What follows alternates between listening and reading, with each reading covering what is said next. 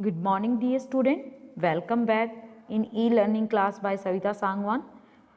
Yesterday we have started the topic simple interest and we have also discussed the basic term of simple interest. तो बेटा simple interest में क्या क्या use होता है? जो पैसे हम डिपॉजिट कराते हैं या लोन लेते हैं, that is principal. और जो पैसे जितने टाइम के लिए हमने किसी को दिए या लिए, चाहे तो लोन लिया हो तो भी, चाहे हमने किसी को दिए कितने टाइम के लिए, वो उसका टाइम पीरियड, और उस पर हम कितना एक्स्ट्रा पैसे चार्ज कर रहे हैं, हम ले रहे हैं बैंक से या फिर बैंक हमसे ले रहा है, that is rate of interest. और वो पर 100 होता है, जैसे आपका परसेंटेज होता है ना, पर 100 होता है, तो मतलब ऐसा फ्रैक्शन जिसका डिनोमिनेटर 100 हो या जो 100 में से हो। तो सेम वैसे ये भी जो आपसे पैसे चार्ज करता है, एक्स्ट्रा पैसे हर 100 के हिसाब से चार्ज करता है। और फिर एक और टर्म जो है वो इंटरेस्ट हो गई, रेट ऑफ इंटरेस्ट हो गया, ये किस रेट से ले रहे हैं यानी पर 100, ठीक है। तो इनके बेस पर आप एक्स्ट्रा पैसे कितने आपको किसी से लेने हैं या देने आप कैलकुलेट कर सकते हो। तो कल हमने स्टोरी की हेल्प से उसको समझ लिया था। आज हम इसका एक बार सॉल्यूशन देख लेते हैं वर्कशीट 2 का। You can see here. तो मैं आपको ओरली जल्दी जल्दी कैसे पता करते हैं, देखिए पर 100 7 है, तो टोटल कितने 100 है, 6 7 6 जा 42 मल्टीप्लाई बाय 2 84। नेक्स्ट देखिए, इसको वैसे आप इसको सोल्व करके देखते तो भी यही आता। आप इसको जर्ली ओरली कैसे कर सकते हैं वो देखिए। 100 से 100 कैंसिल हो जाता है क्योंकि हर 100 की वैल्यू 7 है, हम उस हिसाब से सोच लेते हैं। 7 2 14 14 6 जा 84। नेक्स्ट देखिए 500, मतलब हर 100 पर 9/2 पर 17/2 है, तो कितने 100 है, 5। 17/2 multiply by 5 multiply by 2 85। Next देखिए हर 100 के लिए 12, तो 100 की 20 को कट कर दे तो 100 के लिए, क्योंकि परसेंटेज में जो डेनोमिनेटर में जब फ्रैक्शन फॉर्म में आएगा, डेनोमिनेटर में 100 आएगा, उसकी 20 से 20 कैंसिल हो जाएंगी। तो 12 को 30 से मल्टीप्लाई करेंगे। फिर कितने साल है, 1 ईयर का था ये रेशो, अब ज़्यादा ईयर्स के लिए मल्टीप्लाई 7/2, तो इन सबको मल्टीप्लाई करके आ गया 1260 रुपीज़। नेक्स्ट देखिए 2500, कितने 100 है 25, तो कितना चार्ज रेट पे चार्ज कर रहा है, 15/2 %, मतलब हर 100 के लिए 15/2, तो 25 के लिए ज़्यादा के लिए मल्टीप्लाई, फिर 1 ईयर का था ये, 5/2 ईयर के लिए और भी ज़्यादा, तो ये मल्टीप्लाई करके इतना आ गया। क्लियर है, आगे चलें। ये देखिए बेटा, यहाँ आपका क्वेश्चन है कि क्वेश्चन देख लेते एक minute, just a second.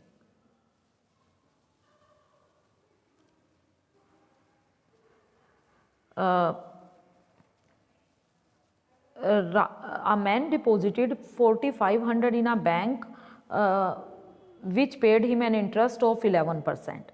How much simple interest will he get at the end of 5 years? तो 5 साल के लिए वो पैसे डिपॉजिट करा रहा है 4,500, यानी कितने 100 है 45, और इंटरेस्ट कितना मिल रहा है 11 मिल रहे हैं पर 100, तो 5 ईयर का पता करना है। तो बेटा इजी है, हम इसको पता कर लेते हैं। देखिए कैसे, जस्ट अ सेकेंड।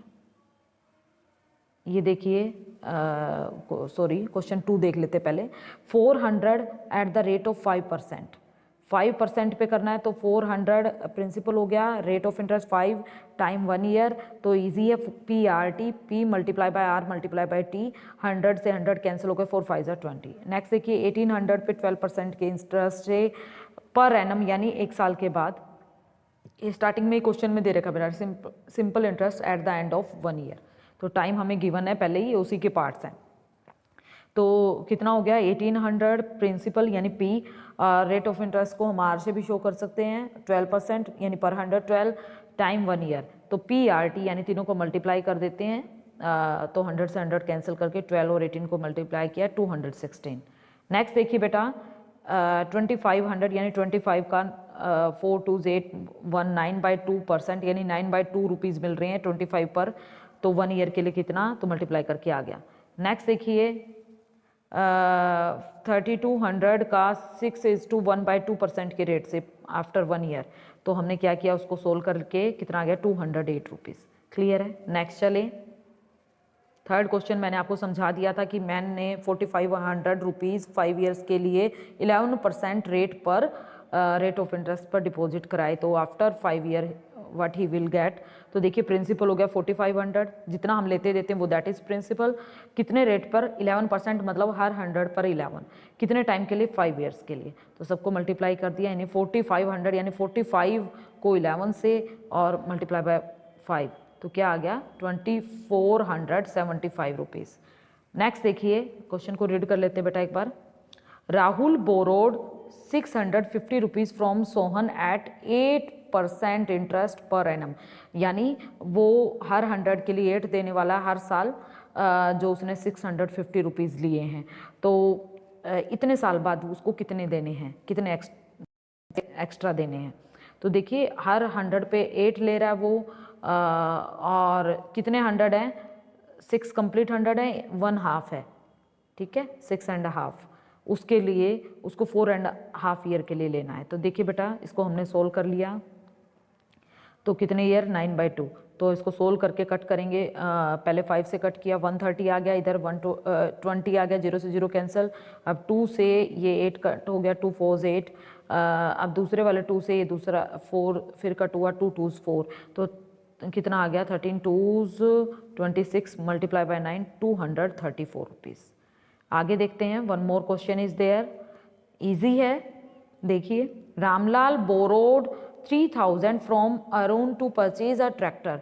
रामलाल ने एक ट्रैक्टर परचेज करने के लिए अरुण से 3000 रुपीज़ लिए, और अरुण ने कितने रेट पे दिए उसको? 4:1/2%, यानी 9/2% पर एनम, यानी हर 100 के लिए वो 9/2 रुपीज़ लेगा एक्स्ट्रा। तो हाउ मच सिंपल इंटरेस्ट, यानी कितने पैसे उसको एक्स्ट्रा देने हैं टू अरुण आफ्टर 3 ईयर्स। उसने 3 साल के लिए लिए हैं, 3 साल बाद वो कितने एक्स्ट्रा देगा हर साल के, उसके बता दिया 9/2 हर 100 के लिए। टोटल कितने 100 हैं? 30। तो देख लेते हैं। तो हमने इसको सोल्व कर लिया, सिंप्लीफाई किया, फिर फॉर्मूला लगाया PRT, यानी P multiply by R multiply by T हमने नोट कर लिया। परसेंटेज को फ्रैक्शन फॉर्म में लिख दिया, 100 आता है तो 200 बन गया, वहाँ पे 2 0 से 2 0 कैंसिल आउट, तो अब 2 से कट करके 15 आ गया। इनको सोल्व किया तो क्या आ गया? 405 रुपीज़। तो इतने उसको 3 साल बाद देने हैं अरुण को। Is it clear now? तो इस तरह से बेटा आप पूरा सोल्व करेंगे, और इससे आप बैंक वाली वो चीज़ को समझने के कैपेबल हो जाएंगे। कई बार आप सुनते हो इतने लोन पे आपको इतनी EMI वो किस्त बन जाती है, तो ये सारा चीज़ इस पे ही होता है बेटा। तो वंस अगेन हम रिपीट करते हैं, इंटरेस्ट मतलब एक्स्ट्रा मनी जो बैंक हमें पे करेगा जब हम उसमें कुछ डिपॉजिट कराते हैं। डिपॉजिट कराना या लोन लेना दोनों एक ही टर्म है। बैंक की उसमें फॉर्म में क्या समझा जाता है उसको? प्रिंसिपल। और जितने टाइम के लिए दिया जाता है वो टाइम पीरियड हो गया, और जिस रेट पर दिया जा रहा है, यानी हर 100 के लिए कितना चार्ज किया जाएगा, कितना एक्स्ट्रा मिलेगा या दिया जाएगा, that is rate of interest. Clear है? So let's end